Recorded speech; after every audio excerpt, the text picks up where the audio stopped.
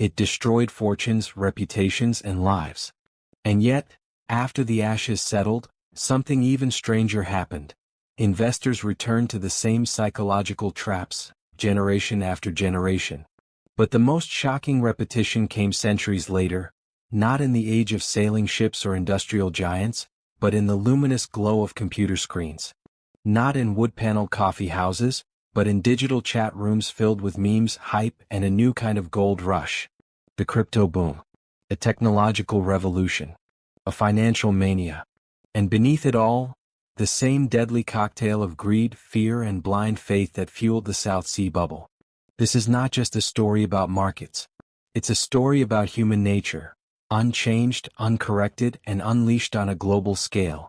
Today we dive into the shadows of digital finance, into the rise of crypto empires and their charismatic founders, into the scams, the collapses, the victims, and the survivors.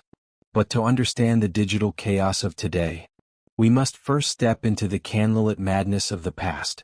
Welcome to World Financial Mysteries, Echoes of Bubbles Past. The Digital Alchemists. The South Sea Spectre. London, 1711. A nation drowning in war debt faces a crisis that feels unescapable. Parliament is desperate for a solution. And like all desperate institutions, it becomes vulnerable to charm, to promises, to illusions. Enter John Blunt, a master manipulator with a smile sharp enough to cut glass. Blunt presents a bold idea.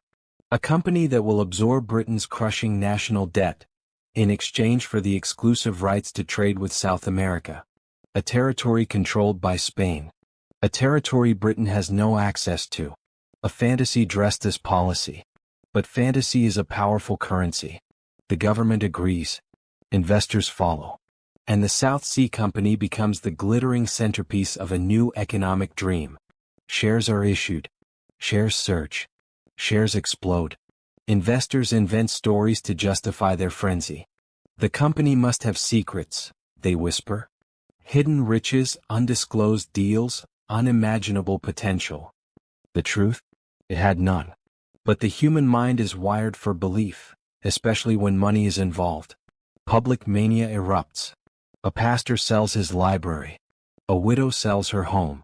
A sailor invests his entire life savings. Even Isaac Newton, one of the greatest scientific minds in history, gets swept into the storm.